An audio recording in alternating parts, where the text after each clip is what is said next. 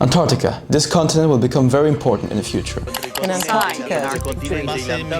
So, Antarctica has always been the home of territorial claims. For example, Chile and Argentina both used the Treaty of Tordesillas in order to claim territory in Antarctica, saying that if Spain had a right to Antarctica, so should they.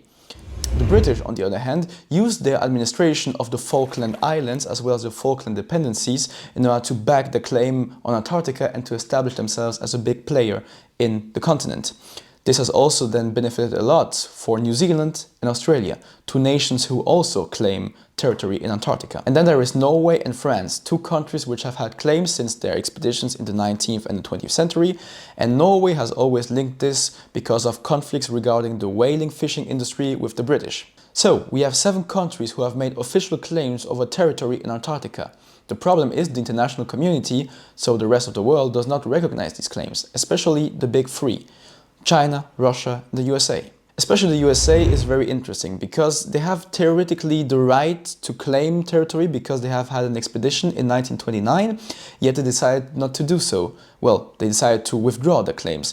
What they did prefer to do instead was put Antarctica under international reglementation. So in 1959, the Treaty on Antarctica was signed in Washington, D.C. The treaty actually says that Antarctica shall be used for peaceful purposes only, and has therefore become the first treaty of arms control during the Cold War. Yes, you didn't know this maybe? I did know it too. Today we can see that Antarctica is becoming a place where national soft power is being established. For example, even though that there were 7 countries with territorial claims, many countries that have had no claims of territory established bases, because Antarctica is seen as global, let's say, heritage, because the claims of the 7 countries are not recognized. So we can see that many countries build scientific bases, with the USA having the biggest scientific presence in Antarctica. Although the Antarctica has clearly become a good example of international cooperation, many problems persist. For example, main tensions are still remaining regarding islands that are close by the Antarctica: the Falkland Islands, South Georgia, and the Sandwich Islands, claimed by Argentina but controlled by the United Kingdom. These islands serve for the UK as a gateway towards Antarctica. Yet this is not the only thing.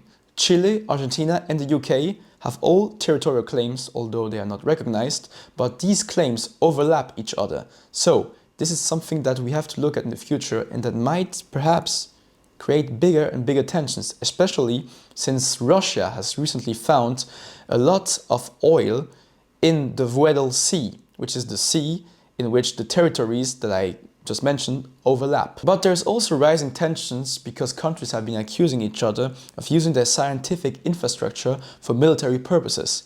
And this is something very important to look at, which we will detail in another video. Thank you for watching.